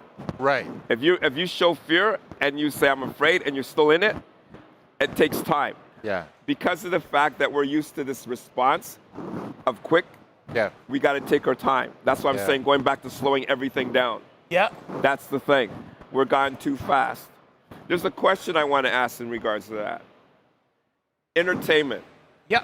And back into the days, I'm going back to the days of communication before the telephone. This is why I want to ask you guys this question, sort of the same thing. Before the telephone, my wife, Italian, used to go into Italy all the time, small village of 80 people, and I could see where they got together in the town hall because there's no telephone. So cool. Right? Yeah. And that's how they communicate with each other. You know, everybody finds out what everybody's doing because they had no telephones. And all of a sudden, the telephone was invented. So we're years removed from that. Yep. Now we got the iPhone. Now we can even talk in so many different ways. We don't even think about getting together. We can just talk on the phone and texting, right? See how it's shifted? Mm-hmm. Then you're looking at the next generation. We're talking about how AI is working, Gen X, Gen Z. Then you got the next generation, Alpha generation. Those kids are growing up not with thinking like how we're thinking. And can you imagine? So as you're saying, we're such a primitive stage. Where does it begin and where does it doesn't even end? Yeah. You know, and Yeah. how do you, that's what I'm saying where the ethics come in. That's where the foundation comes in because its history repeats itself over and over again, but the technologies. So that's an excellent question. I believe there's 2 words that can solve that problem. 2 words. Yep. The first one is process, and the second one is excellence. Let's start with process. It's so interesting. If we wanted to learn how to grow our own fruits and vegetables, nobody would talk about how to use AI to speed that up. It'd be like, yo, what are the steps? You'd have to break it down as you do with your dances, right? Going back to your coaching and modeling, there's always process involved there. But as you heard me mention earlier, there is a clear separation of person from process. And if you look at the money that's been made in the tech industry over the last, I don't know how long, probably longer than I've been alive, it's been all about removing process. Remember I told you I used to repair Mac computers? I can't do that anymore. It's all melted. I've been removed from that process, right? That's the first thing. If we're teaching folks about how computers get built, lines of code that lead to other things, they'll be able to build, they'll be able to grow their own fruits and vegetables. But going to the excellence now, modeling that is the most important thing. But if we're talking about, look at this shiny device that I can't open for iPhone users, I don't know what DFU mode is. For Android users, I don't know what fast boot is. Now we're talking about a generation that's further removed from process. There's a book I read called Program or Be Programmed. And it talks about this. There's another book I read called Hackers and Painters. And it talks about how the process is where things are going to happen. And if you remove all of this technology from the discussion, it's very clear. If we remove all this tech from CES and we needed to sleep tonight, what is the process of us having to do that? Okay, let's grab these down. We're going to have to shelter ourselves. There would be a process thinking. But because tech is such a black box to some, and we're being removed from the process, I believe the only way to get back is to start teaching again. I grew up in a time where kids were taught programming at an early age to understand process. And we used to have home economics class to teach us cooking and process of building things. Wow. We didn't have instant concrete mix. We had to learn of the different elements to put together to start shaping stone or clay. That process and excellence, returning to that, I think will fix a lot of things. You know about that in the dance practice. You know about that in your field, and you certainly know about it in terms of who adopts and portrays the best. Yep. So process and excellence. I love that you've defined process and excellence because they're clearly the mechanics that we need to revitalize. I might take it back further. Even though like I work in this field and are advising startups on conversation and agentic AI, it always comes back for me to the human and human-centered. And for me, it comes to the what is the thing that would encourage all of that exploration? And for me, that's wonderment. And so as a scientist, I remember when I first studied cloud physics. And like I was looking at essentially the algorithm for Brownian motion. Brownian motion, it's what defines how flecks of dust move in space and sunlight. But that same algorithm is what applies to galaxies and stars and how they're moving in the universe. And I was like, it's just a different scale of magnitude. And I was blown away. Or when I told you how to construct the scent of a banana through this biochemistry textbook. For me, people think like being a scientist is like destroys your perception of the world or destroys your sort of appreciation of the world. But for me, it comes down to the human element of wonderment and awe. Because back to wonderment and awe, it is one of the best ways to get in touch with ourselves and stay connected with each other and the world and the universe. So awe has a function in our biology. It has a function in our neurobiology. And if we have wonderment, like that doesn't go away every time I deconstruct and learn something. But the wonderment actually encourages me to learn a process. The wonderment encourages me to like pursue excellence. So I tend to distill things back to what is the human component. I'm a big fan of like, again, mechanics. When I see dominoes flip and then like it creates this incredible pattern. It's amazing. But then I always wonder like, or have you seen the one where like there's this massive block that's about like 16 feet tall and like you can't push it, but they have all these dominoes that are just that start off with this size and pushes over the next domino and just keep pushing over till you get to the 16-foot block. I always look for that domino, and for me, emotional intelligence, that domino, wonderment, humanity is that domino, and if we tip it, I think it could keep influencing tech on the larger scales where we can't move AI and technology just by hitting AI technology, but we can move ourselves by encouraging wonderment and awe and emotional intelligence. I love that. I love everything about that.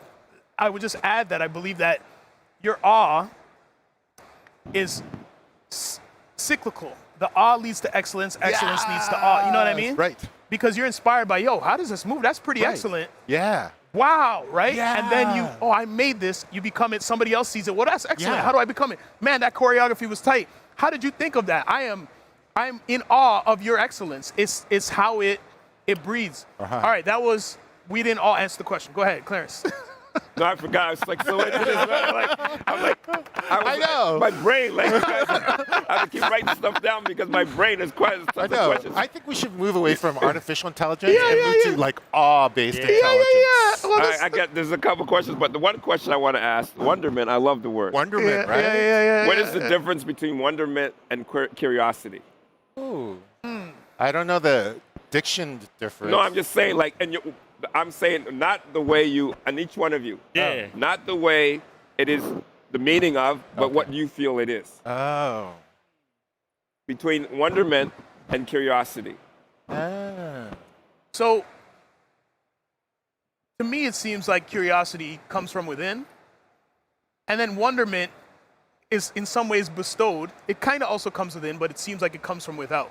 Whoa. You know what I'm saying? Yeah. Well, that was big. Well, y'all need just to- like- No, that makes perfect sense. You know what I'm saying? Yeah. Because the curiosity, going back to your point about modeling, when they see fear, they will have fear.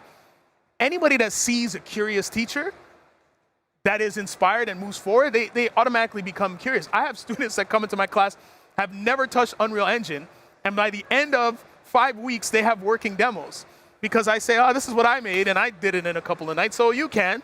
They're like, well, I'm better than this guy. And then you know what I mean? So I don't know. That's the way I would separate them. But Can I break it down now? Yeah. I asked you to break it down for me. Yeah. Now, remove the students, take it from you. yeah. From just personally, without the students, what you've learned from outside, just from you now. So from me, my curiosity comes from the wonder that I was shown from my own parents, right? Both my mom and my dad did things that I couldn't believe were possible. And so I believed that, I can do the same thing. I was like, you know what? I've never learned Unity before. I could probably learn it in a day. Now my curiosity, can I do that? And I sit there, I wake up every day at 4 a.m. to learn something new. That's me going to the gym. And I sit there for 3 hours. I'm like, how can I do this in the time before the kids wake up?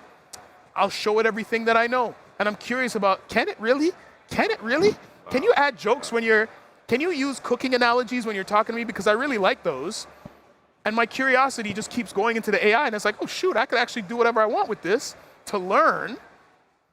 And that's when I have my kids come in the morning, they're like, yo, daddy, what have you been doing? I was like, check this out. I built this mechanic in a game that's basically a lecture mechanic, no spoilers. And they were like, daddy, how did you do this? I was like, well, here, let me show you the prompts that I did. And my 9 and 11-year-old are like, that's great. Now I'm gonna know so that's modeled behavior again. And the wonderment is from, what actually can I do? I've been taught as a child that I can do pretty much whatever I put my mind to.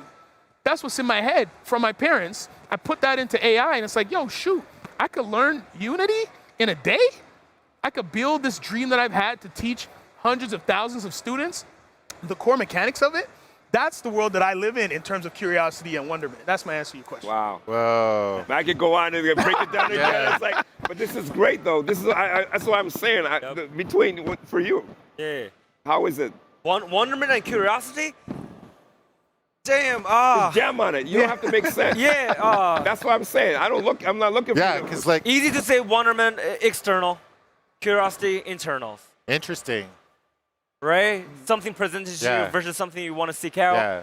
But curiosity is more driven from your own side, that you want to find out what's going on. But wonderment, it all comes from a a starting point of getting your interest. But curiosity is more you think about it yourself of what you want to get. But wonderment is you're getting shocked or awed by Wow. what's being shown directly to you.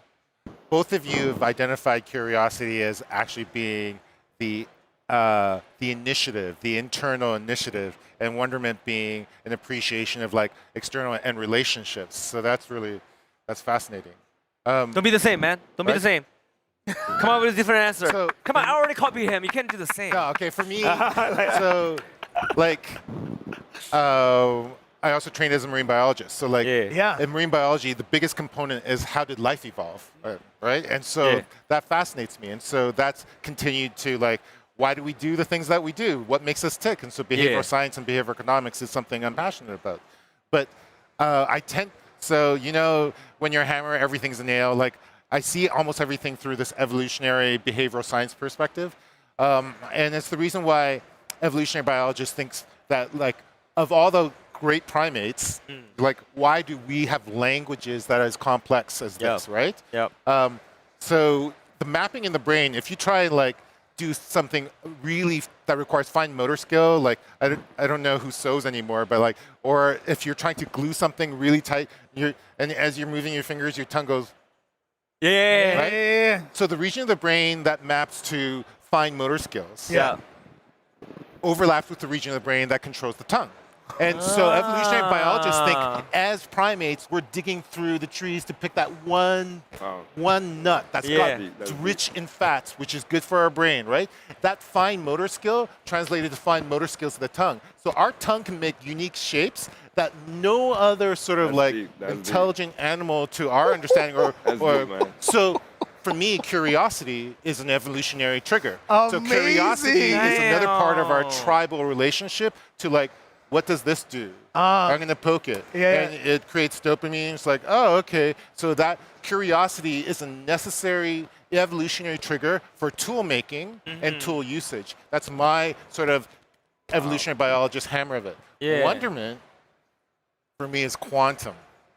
So they think like within our mitochondria, right, of our cells, we have quantum tubules. Yeah. And, you know, Google's just released Willow and the first sort of perspective around, okay, the state of quantum computing. And some of the perspectives on what that chip does is like, it finds the solutions in multiple universes and multiverses and brings them back. So that's actually been said, that at a quantum level, like, it's actually going past this universe, going to all the quantum states of the other universes and bringing back a solution. But when you talk to anesthesiologists, they're working with our biology, but they have to make us unconscious for surgery. That overlaps with quantum mechanics because they don't know how that works. Yep. And they think anesthesiology actually nullifies the quantum tubules, so we lose consciousness. So they think consciousness is a quantum state. Okay, that's crazy, right? But for me, then wonderment is a quantum state because wonderment is emotional, it's relational, it's connective. Like, I feel what you feel, I feel what's just, you can just write the words and I feel it off a book, right? Yep. And so wonderment is access for me to this whole other mysterious, beautiful state that technology hasn't caught up with, but I think we can get there. Love it. Amazing. Love it. Love it. Talking about returning to the human at the end there. I like that. So, just checking in. Hope y'all are okay. We're still here live in Vegas 2025 CES. Thank you for all the questions in the chat. Y'all are going nuts right now. I see some quotes from the Dalai Lama. We're going to be wrapping up shortly. The Dalai Lama said, just as ripples spread out when a single pebble is dropped into water, the actions of individuals can have far-reaching effects. I respect that. Thank you. And conversations about, man, I don't know how many of my students are in that chat right now. They're going off right now. There's so many classroom references. I was like, thanks, folks. Y'all are real ones. I appreciate that. So we've covered a lot of things, which I'm excited about. What say you about your own relation to how you see technology can help? Now, you were talking a little bit about how you're interested in dance technology increasing. I'll give you an example of a project that I was working on a long time ago that didn't yet make it to fruition. I had this idea of creating bragging rights for graffiti artists in different parts of the world, where, since Google Maps has all of this scanned data, I would go in via their API and their scans and get the actual dimensions of walls and alleys all around the world. From there, I would release those dimensions to public schools, community centers, so that students, kids, artists could either draw on a giant wall to the same spec on a lined sheet of paper, not even lined, sorry, sheets of paper to do their graffiti. And then I would have monthly features of different graffitis in different alleys from different artists. And when enough artists and communities went around, we would have tags from different artists, because sometimes you walk down the same alley, it's the same graffiti. It would be nice if you can go and see what other graffiti artists are doing in different parts of the world. That was one way that I was thinking about using technology to help show the skill and wizardry that I see it of the graffiti art. What kind of technology do you believe, if you could wish up anything to help bind your superpower of dance? Not only do I do dance, because I've transformed as an executive producer. Yes. So I choreograph ideas and concepts. Okay. And it's merging the worlds of technology and entertainment together. Because by the end of the day, whatever we're doing has to be entertaining. Yeah. And entertaining is about the emotional intent. Yeah. And if you don't, and so the greatest thing I've ever experienced of that, and that's the reason I have to share this for you, is seeing Michael Jackson. I saw him 4 times in my life. Yeah. Saw him when he was 10. Saw him, and then I saw him after Jermaine left the band. And then I saw the Victory Tour, and the Bad were kind of the same. Yeah. And the last tour that I saw of Michael Jackson, the Victory and Bad tour, especially the one, it was like, for instance, what I learned from that was emotional intent. And the biggest thing, I've never experienced this before, because I'm in entertainment, I go to a lot of shows, seen everything from Miles Davis, Sammy Davis Jr., everything, rock, Bowie, everything. And Michael Jackson's, to me, is the greatest entertainer because the one thing that he played on, or that he was about, energy. You ever see him when he does this thing, and he holds his arms out and he just sits there? He did that in the show, opening the show. He did that for about a minute long. I don't even know how long it was. Yeah. And what it was, I was in a stadium with 60,000 people. The noise was so loud, it was hurting my ears, was screaming. People were losing their minds, they were getting passed out, girls crying, people crying. And not all he was doing was this here. And all he was doing was feeling the energy. Yeah. And energy, back and forth, passing the energy. Then I realized Michael Jackson wasn't, what makes him great is his connection with people, and he has a work ethic to take us. All the dance steps he learns from all the street dancers because he can't go and hang in the clubs and whatever. He has them come into the house and they teach him the shit. And then what happens, he takes that to the next level. And that's the thing I learned about connection and innovation. And technology, what it does for me, it brings me happiness because it allows me to be free. It allows me to think, like to break down anything and I can create anything. And it's that world of matter, and I have purpose now, and I can give back, have service. Because why do I have this gift? Why am I in a room with these the 3 of you? Why am I in this space? I'm privileged. You know what I mean? So I got to share, I got to give. Yeah. That's why I'm here. And that's what the technology allows me to do, is to be creative, to keep giving. That's what you're doing, you're teaching. You're teaching. You know, what I'm learning today, I'm in a space where I don't know. And it's the energy that we're sharing together. Yep. And then we're giving to these guys out here, we're all connecting. Yeah. Right? So that's what the technology does to me. Yeah. And to take the principal things that I have learned in my choreography and I take it into the business world. And to utilize that. And to share it with people. And take the early adopters that get it so that they can be leaders amongst their communities and spread it. Because right now, if you go, I go into a restaurant, I say to people, how many people in here in this restaurant you think are gamers? Very small percentage, most of these restaurants. But it's the biggest entertainment in the world. And that's interesting to me. Well, there's some data behind that as well. In Canada specifically, according to the Electronic Standards Association of Canada, 61% of Canadians identify as gamers. But there's a demographic for that. The largest spending demographic, I believe, is between 35 and 45. And that seems to be not the demographic in the restaurants that you're eating at. Yeah, yeah, exactly. It's public places for me, because you see, I'm on the other side of it. Yeah, yeah. So I'm looking at it differently. Yeah, But it's going to change because it's the younger generation that's in it. I agree. But to add on to that, how many of those folks in those restaurants also have cell phones? Because you can look at a game on the Nintendo Wii called Silent Hill Shattered Memories, and the pause menu has a user interface that's very similar to what we started seeing with early iPhones when they first made it their way here. And I say that to say that those gaming mechanics are on the phones, those notification bells, even Duolingo, the way that, and I was watching the founder talk about this, your reminders come to you on your phone the same time that you last opened the app, because it's tracking your behavior to know when you're most likely to engage with it, right? That gaming tech is already in the phones that most folks are using. So I like to say to many folks that claim they're not gamers, that if they're interacting with their phone regularly, or they don't know how to shut off notifications so that those companies know, oh, they're not shutting it off, we'll feed them this, we'll feed them this, they're interacting with game technology. Oh, here's something, man. Here we go, let's go. This is really interesting. yeah. I never considered myself a gamer until now. Ah, No, seriously, I Yep. play this game all the time, like a Tetris game. Yep. I play it religiously all the time Yep. Yeah. because you guys are on a different level. It's like you guys are like the pros, and I'm just doing this for like pass my time, but I'm still a gamer, and I don't look at myself like that.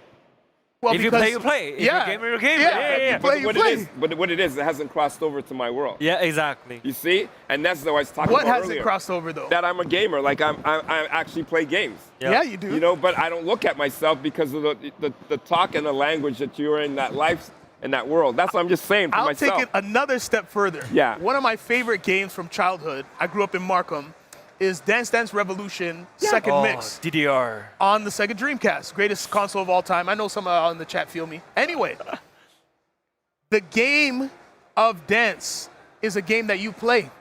The fun of, oh, I hit that step, I hit that. That's clearly a game.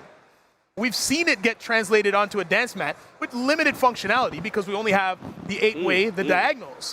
But what if we were able to see where you would see your next step? How many people would love to keep up with you? How many people would love to learn what you have? That's the difference between crazy digression, Rock Band, the video game, and Rocksmith, another video game. Rock Band was the game with the 5-fret buttons that you would play songs to. People were like, this is great, but they're saying, oh, but you can't play a real guitar. So then Rocksmith got released, where you plug in an actual guitar and learn how to play the guitar. Guess what? Wasn't as popular as Rock Band, because actually learning to play is difficult. So I say that to say you're playing one of the highest level games in your brain here, that relaxing is playing that game obsessively. That's the same moment I think I was telling you about, maybe before we started, about Magic Keys. Yeah. So there's a game, for the viewers that don't know, there's a game made by Dominic Hackle called Magic Keys, where via pass-through in VR, you can see your own piano and the notes come to it like in Rock Band. But now you're learning songs on your own piano by seeing your own hands and the notes come. Yo, I hit it. There's even a jazz mode where when you go in, certain keys on way of your learning. piano Yeah. are colored purple. And the software is telling you, no matter how this band is playing, you touch any of these purple keys, you jam it. So there's the art of jamming built into the software. That's where we're at now, right? Yeah. And I say that to say that that's a scenario where I was playing songs, because as I mentioned, I can't read notes, I play everything by ear. One of the songs I used to play was Moonlight Sonata. And so in VR, I decided to look at Moonlight Sonata, and I got very emotional. I was like, yo, my brain did all this? It's the same thing with your dance. Your game that you play in your head is miraculous, and it doesn't compare to what's happening here.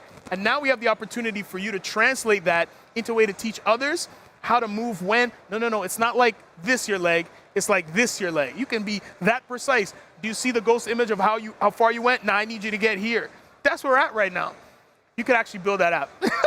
I promise you could actually build that app. That's my purpose, Brilliant. to teach folks how to do what they do. That's brilliant. I'm like shocked now. I'm like shocked. Like I'm a gamer, guys. I feel like I could walk out here like, yeah. I'm a gamer. So as we get close, are there any questions from our live studio audience? I know y'all haven't been putting questions in the chat because you're listening. We're here for you as well. Do you have any questions about any of our speakers, any of our topics? We're here for you in our final moments. We have another stream coming up in about 2 hours. Those of you on my Twitch page, you'll see it in the schedule. Anything, I'll wait because there's a delay. But I want to thank all of you for your time today and imparting wisdom on me, on the viewers. I know, it's so good. To me, this is part of what is missing. Exactly. Conversation, right? And the fact that you took time out of your day to come here, we really appreciate it. Thank you, Blacklyte, for putting this all together. Thank you It guys is for coming. kind of the reason Appreciate it. these are educational spaces. Yep. I see gaming as synonymous with education, and I don't know if folks understand that until they can step outside of the this, and pay attention to the this. Well, that scene from the classic now, Matrix, Yeah. the Ready Room. Look, gaming can be our relationship with developing skills, Yes. enhancing ourselves. Definitely. It can be the Ready Room. Yep. And what we download there and we map through AR or whatever technologies that are going to come onto the real world, help us see what we didn't see before. Help us embody what we didn't embody before. So yeah, I'm excited about all Wonderful. of it. The chat has asked for everybody to introduce themselves one more time because they didn't join us at the beginning. Tell them about you, your superpowers. Clarence, why don't we start with you? Face this way. You can face this way. You can talk to us. It doesn't matter. They'll catch you. There you go. Okay, they'll catch me. So basically, my name, Clarence Ford. I'm a choreographer, director, and executive producer. And now, as a executive producer, what I do is I produce concepts and shows of technology and live entertainment. I bring those worlds together and have great fun meeting people like yourselves. Peter, tell them about Hey, yourself. I'm Peter Jin Hong. I focus on EQ plus AI, which is like augmenting the best versions of ourselves and enhancing emotional intelligence, leveraging AI to do that. I've done that because I've just wandered the space starting out as a marine biologist, molecular genetics, but all of that's about what makes us tick, what makes the world do how does the world spin, explain the mysteries of the universe, explain the mysteries about who we are as human beings and how we relate to one another. And hopefully we can all play nice. We can. Alex, let them know. Head honcho. Yes. Alexander Liu from Blacklyte, founder, frontrunner. Blacklyte, we do full immersive experiences for personalized space. So we do all the way from ergonomic furniture, chairs, desk, to graphic algorithm, to sensory design, haptics, sounds, and light. Essentially, that's what we do. And we work with all the top tournament hosts, esport tournaments, sports team, government, to bring the best experience to all the gamers around the world. That's what we do. Amazing. And y'all know me, Dr. Chris Alexander, a.k.a. the professor of video games. My job is to talk, tech, and teach. All right. Any other things y'all want to discuss? We got 12 minutes on the shot clock. I'm excited. If you have any questions for me, live on Twitch, live in this room, AMA, this is your only opportunity to see this spectacular group of humans. Wait, how can people get in touch with you if they want to connect with you? How can they do that? We put up our socials. So Yeah. yeah, gabaeq.works on Instagram. Okay. I'm sure it's going to go up shortly. You can connect with me, Clarence, at CU Today at CFord, F-O-R-D, ENT.com. Amazing. I wish we had a live camera so people could see what's going on at the convention and the I Blacklyte know. booth. I'm going to try and sort that out. I haven't even seen outside yet. I don't even know what's going no. on. You're right. I Yeah. forgot where I was. Exactly.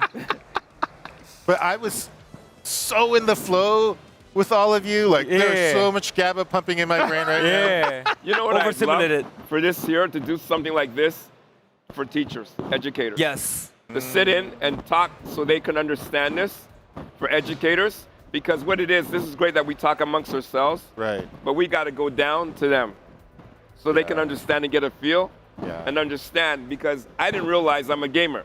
Yep. How many teachers, I'm sure, have Yep. their phone and when they're doing nothing will play on their phone? Yeah. They're a gamer. Yeah. And they haven't crossed over to that. Yep.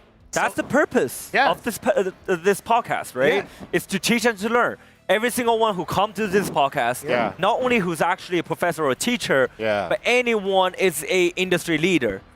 So follow up with any other episodes that are coming up in 2 hours tomorrow and the day after. Yep. We have a lot of great things coming up.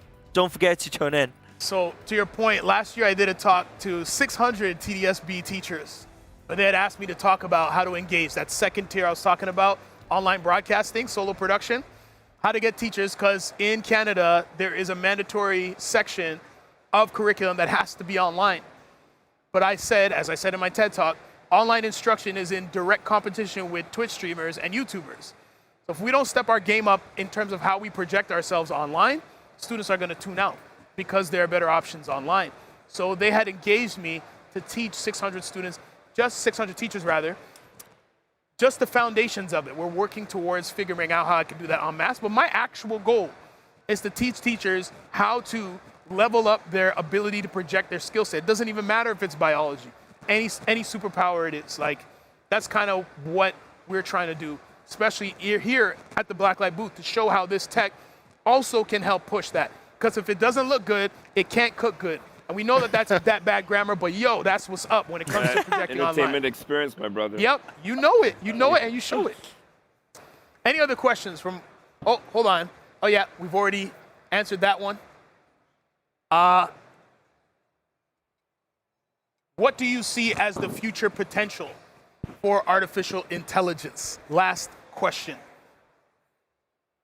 And you can say for the globe, you can say for yourself, your family, your community, whatever you like, just so you don't have to say, I hope it gets better. But So there's this concept of the pursuit of happiness, which I find interesting because happiness is so different from everyone, and we all have our individuality. And I'd love to see AI augment the best versions of ourselves in individuality.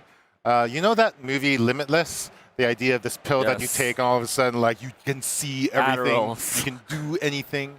But if we all had our personal limitless AI companion Yep. that helped us see the things that we didn't see, learn the things that like we want to learn.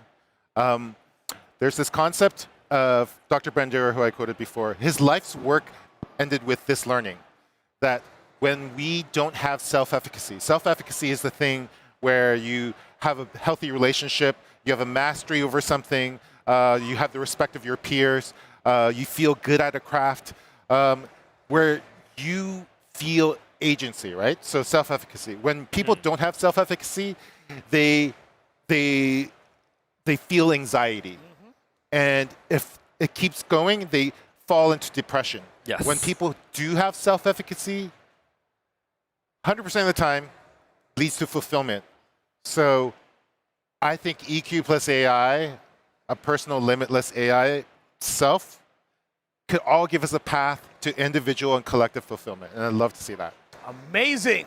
Clarence, what about you? What do you hope for the potential and future of artificial intelligence in terms of where you sit? You've seen so much, worked with a lot of great people, been mentored by some of the greats. What is your hope for artificial intelligence? Good question. The thing is, what I hope for is for them to go back into history. Find those things, because what happened, we're losing the emotional intent as time goes on. Yes. To go back into history and look at what's happened. I saw a documentary about the Industrial Revolution in 1812 or whatever. And I was watching with a bunch of friends. And for the first 8 minutes, I said, guys, run this back again. I just want to see it. When I was listening to the Industrial Revolution, when they created it, for the first 8 minutes of the film, the documentary, if you took 3 words out, you think they're talking about the present. Whoa. I like that. I like that. And I'm saying, and I asked my friends, did you hear it? And they go, no. I said, take 3 words out. They go, yeah. And how in the Industrial Revolution, so I'm saying history repeats itself. Yeah. We have to learn the lessons. And to go back and create from that emotional intent. It's not about how much I can accumulate, it's how much I can give. And that's what I want to see, is more experiences in the world. More experiences that people care and sharing. It's not about me. And then what will happen out of that, you can be vulnerable without less fear. And you can deal with fears. and understanding that the outcomes. So that's what I hope to have. Amazing. I want that. Alex, what do you see? I just looking forward to see more players in the industry. Yeah. Right? Yeah, Like yeah. keeping AI as a great tool as it is right now for corporates, public, personals. And I know great things are gonna happen. I wanna see that happen, but like we said, we don't wanna go too fast. Right. I wanna savor the moment. Savor. Exactly. Seeing it go from the infancy stage right now Yeah. to all the possibility that we have Yeah. that we're thinking is gonna happen and Yeah. see it grow to the full force. Just enjoy my life, man. Love it. Do I have to answer it too? Okay. You're gonna go for it. At a commencement speech I gave about a year ago now, I said the following to the students. People can't see you unless they can see you. And I repeated myself. People Okay. can't see you unless they can see you. Okay. We are now in a time that you can use your specific, unique talent or quirk, as we say in anime, in a way that can generate for you, your family, and your community if you're willing to put in the reps to discover what those quirks are. I think we are in the greatest time in history for many, not for every, for many. And I think that it is important for us to try and look at how many people in our lives are trying to get us to simply not try and remove those elements and focus on the trying. Hey. Amen to that. Thank you. I am blown away. Who knew? Morning discussion. Yeah, I'm telling you, it's morning here. Folks, if you are live on the floor here in Las Vegas, we hope to see you. I'm still fixing jet lag, don't worry. We hope to see you walking around. Come by and visit the Blacklyte booth. I'm going to try and LVCC 1555. Wait, 1555. 50. 15550. Yeah. Yes, 15550. That's what it is. You can't miss it. Got a spectacular booth, food, refreshments, as well as some new gaming technology that you should check out yourself. We wanted to thank you so much for being here. Are there any questions from our live studio audience? Thank you all who've tuned in on my channel. Y'all are real ones. How do y'all still, I stream like twice a year. How are y'all awake on what time is it right now in Toronto? Y'all are the best, man. Thank you to the active folks in the chat. We can't do this without you. Y'all have been spectacular.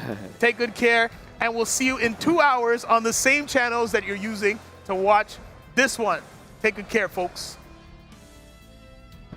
Awkward hold until they fade out.